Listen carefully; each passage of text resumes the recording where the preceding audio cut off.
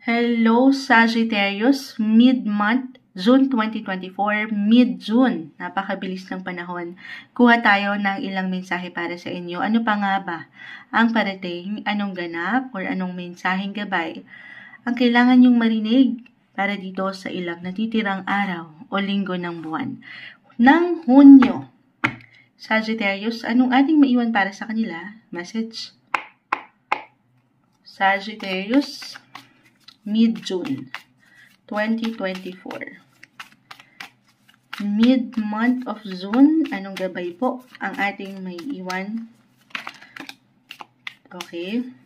May Samsam, ayan, tayo po ay live na live. May Samsam, babalikan po kita. Hinahanap ka namin kanina. Okay. Harapin lang po natin ang Sagittarius. Okay, salamat po. Okay, Sagittarius. Mid-June 2024. Mid-month of June 2024. Anong ating may iwan? Okay, medyo mailap. Ito muna tayo. Ito yung unang bumagsak pa lang. The Tower. Okay, so dyan pa lang. Expect the unexpected. Ngayong mid-month.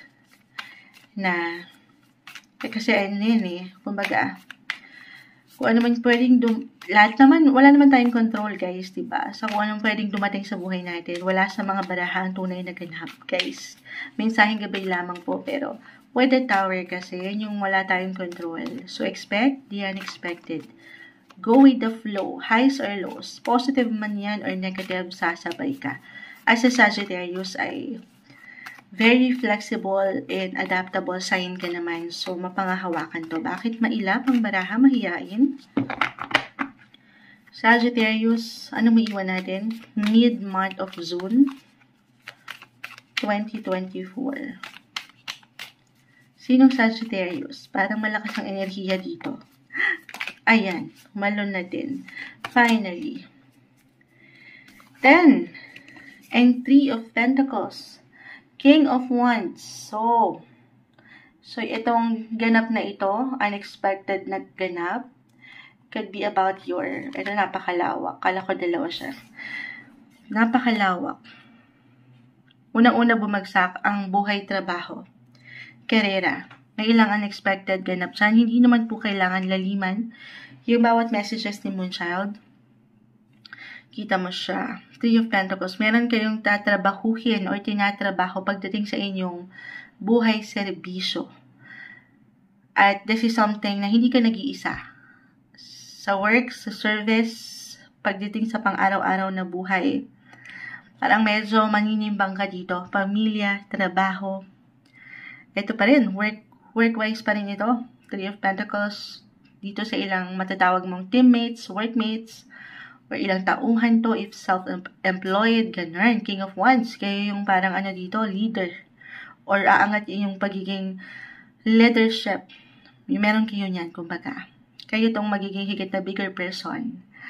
The Tower. Mula dito sa ilang, wala tayong control na sitwasyon. Kaya yung higit na unawa, mag-a-adjust, makikisama. Okay, mid-month, patuloy na may pagka-busy. May pag-init sa part na ito at wala kayong magagawa. Parang wala kayong option dito kundi ang sumabay. Yun naman lang talaga ang ating patuloy din na magagawa. Ang patuloy na sumabay sa agos ng buhay na ito. Especially po, buhay, trabaho. Okay. Parang andyan yung focus, na family and work life lang ito. Na hindi mababaliwala. The 10 of Pentacles po. Abundance to. Merong good luck when it comes to money. Na manggagaling, especially dito pa rin sa tinatrabaho nyo. Or patuloy nyo iniiwanan ng lakas. Or focus ngayon. Okay? Iwasan lang kasi andito yung pagiging leader. Para sa ilan, reversal naman tayo. Parang ito ay mag-apply sa'yo or sa isang tao. Especially kung meron kang boss. Someone na higher ups, na katataas. King of Wands. So, someone na, yun na nga. Maari kasing, dahil nga nag-iinit ang buhay career, gusto mo lang pulido ang mga bagay-bagay. Siyempre naman, gusto natin na ilalaan natin ang ating best sa ating ginagawa. The Three of Pentacles. Pero iwasan lang, hanggat kaya, syempre wala namang perfect. Ito yung wala tayong control sa kung ano mang pwedeng sabihin or ano mang pwedeng marinig mo or ano mang pwedeng makita mo. Reversal. Maaring ikaw lang din ito kumbaga, gusto mo maayos lahat. Kasi yung minsan pag-angat ng pagiging perfectionist natin, medyo siya, maganda. Kasi gusto mo lang makita yung resulta na hindi imposible po. Meron dito na hindi lang ikaw ang magsasaya, pero ang buong pamilya, pang sports pa. Charis. Hindi, pero di ba kapag masyado tayong maganda, nagiging seryoso, nagiging perfectionist kasi gusto natin makita yung resulta na gusto nating makita. But at the same time, kasi wala namang perfect kasi. Baka sa konting gusot na makita mo or sa konting mansya na natira sa yung labahin, yung ganon, kahit simpleng bagay, ay mapanghinaan ka na, hindi ka natutuloy, tatamarin ka na. Yung ganong senaryo na ayaw natin. Lagi niyong tatandaan na walang perpektong sitwasyon, relasyon, hindi tayo perfect. In short, ang daming sinabi ni Moonchild. Pero if ever meron talaga kayong makaharap na makatensyon, kahit sa simpleng tensyon lamang yan, sabi ko nga, kayo na ang higit na uunawa. Okay? Or i-divert nyo na lang muna yung inyong mga enerhiya kung saan kayo ay. Kita nyo may pag-hit dito.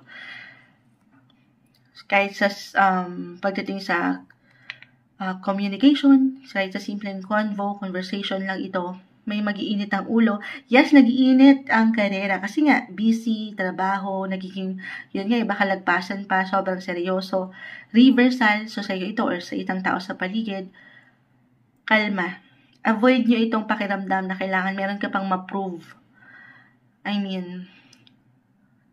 Nagkakamali naman ng lahat. Kalma lang tayo. As long as sumasabay ka dito, ano man ang pwedeng ibato sa'yo ng mundo, okay, mapapanghawakan. Konting tiis, kumbaga. Kasi parang andito yung ayan, sabi ko nga, hindi naman nasasayang yung effort na ito. At merong something reward pa nga. Oo. So, kung may reward, syempre titiisin ko na yan. Hindi. Pero lalaban. Ikaw tong magiging leader. Kumbaga, kahit hindi ikaw yung leader or pinaka-boss, ikaw na itong magpapakumbaba, kasi ang tao ay mekos-mekos minsan. Okay, other messages kung hindi yan mag-apply dahil nga dito, wala tayong control na ilang bagay-bagay. May pagka-busy ako nakikita. Sabi ko nga, may pagka-seryoso pa nga. May pagka-sobra. So, huwag nyo lang din kakalimutan po ito baka unexpected kayo ay dahil dito, nakaramdam na kayo ng physically, pagod, tapos mentally, baka maapektuhan pa kayo. Huwag nyo kakalimutan na magpalakas ng inyong energy. Okay? Focus dito sa trabaho, yes, pero sana huwag mo rin kalimutan naman yung ikaw. Kasi paano mo nga naman magagampanan itong mga trabahong ito kung ikaw mismo, sa sarili mo, ay pagod na rin pala. So, take care of yourself rin.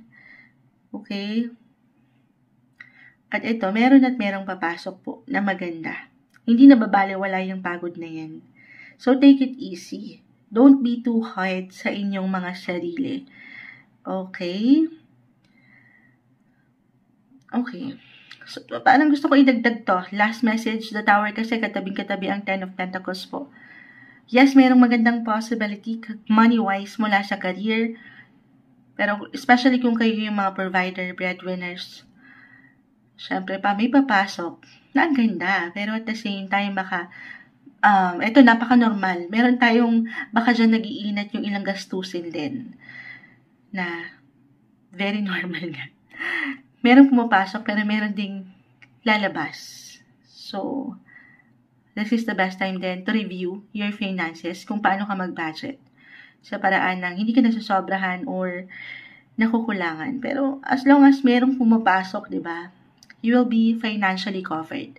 Matutugunan,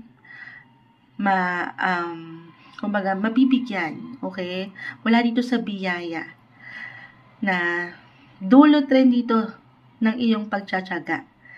So, laban lang. May magandang posibilidad at kalma. Stay calm para sa ilan sa inyo. Kalma lang tayo. Okay, so ayan yung iiwan ko. Ito yung maangat para sa mga Sagittarius mid-June 2024.